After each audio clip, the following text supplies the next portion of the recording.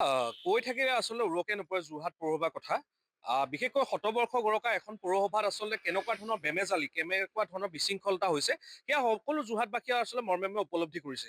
আজি ইতিমধ্যে আপুনি কৈছে যে এখন বিদ্যালয় কণ কণ ছাত্ৰ ছাত্ৰী আহে, তাৰ যিটো ছাইডৰ যিটো ড্ৰেইনেজ ছিষ্টেম আছে তাত আচলতে শ্লেপ নাই, মানুহ উন্মুক্ত হৈ আছে, বিভিন্ন সময়ত দুৰ্ঘটনা আকাংক্ষা। তেনেস্থলত তাৰ বিপৰীতে যদি আমি অন্য এখন ছবি দেখো যে যোৰহাটৰ পৌৰপতিয়ে কাৰ্যালয় হওক, উপ পৌৰপতি কাৰ্যালয় হওক বা কাৰ্যবাহী বিষয়াগৰাকী কাৰ্যালয় কিন্তু পুনৰ নিৰ্মাণৰ নামত কোটি কোটি টকা কিন্তু হৰাত কৰিছে। এইটো আচলতে এটা কথা প্ৰমাণ কৰে যে যোৰহাটৰ ৰাইজে নাগৰিকে যি কৰ দিয়ে, সেই কৰৰ যে এটা সম্পূৰ্ণৰূপে তেওঁলোকে ধূলিসাৎ কৰিছে, বিভিন্ন আচলতে আঙহী বঙহী বা তেওঁলোকৰ বিশেষ বিশেষ ব্যক্তিসকলক তেওঁলোকে ঠিকা আবণ্টন দিয়াৰ নামত কোটি কোটি টকা হৰাত কৰিছে আৰু যোৰহাটৰ ৰাইজৰ প্ৰতি সম্পূৰ্ণৰূপে পিঠি দিছে।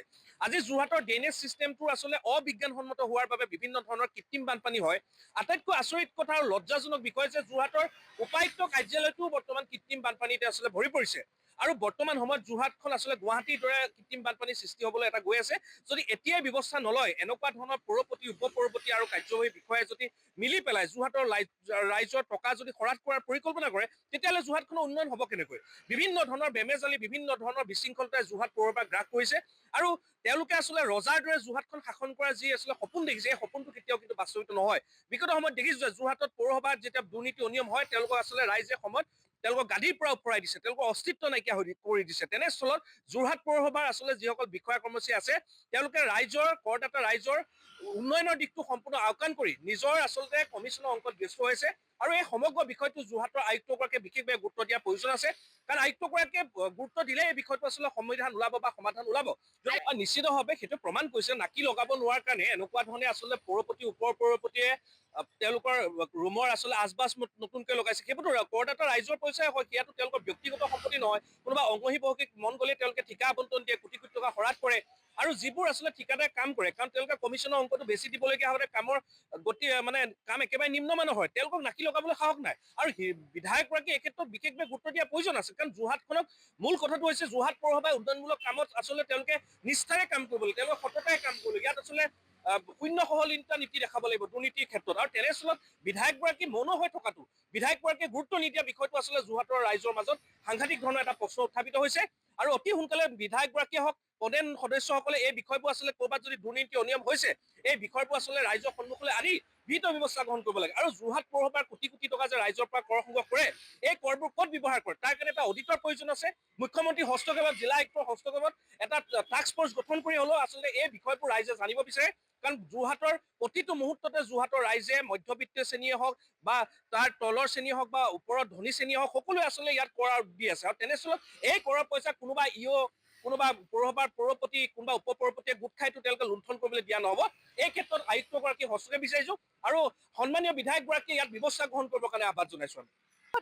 আচলতে আমি প্ৰথমতে যোৰহাটৰ বিধায়ক হিতেন্দ্ৰনাথ গোস্বামীৰ কথা আমি ক'ম এটা কাৰণেই, পূৰ্বতে আমি দেখিছোঁ বহু বিষয়ত বিধায়কগৰাকীয়ে কিছু কিছু কথা গমেই নাপায়।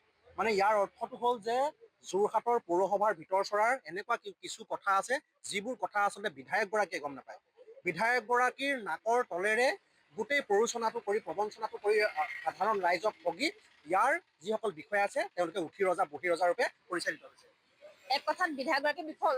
এক কথাত ক'বলৈ গ'লে বিধায়কগৰাকী বিফল, কিয়নো বিধায়কগৰাকীয়ে গমেই নাপায়। তেওঁ পূৰ্বতে আমি দেখিছোঁ কিছু কিছু নিউজ চেনেলৰ সন্মুখত তেওঁকে যে এই কথাটো মই গমেই নাপাওঁ, এই কথাটো মোক কোৱাই হোৱা নাছিলে, পৌৰপতিয়ে কোৱা নাই, এনেকুৱা ধৰণৰ কথা আমি দেখিছোঁ পূৰ্বতে। ইয়াৰ অৰ্থটো হয় যে তেওঁ গম নাপায় কিয়, যে তেওঁ বিফল।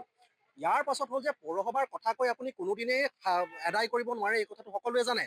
পৌৰসভাৰ বিষয়াই যোৰহাটৰ ৰাইজৰ কৰ খাই খাই খাই খাই খাই খাই তেওঁলোকৰ পেট গুৰুলা হৈ পৰিছে। তেওঁলোকে এতিয়া সাধাৰণ ৰাইজৰ কথা কোনো কাৰণতে নাভাবে।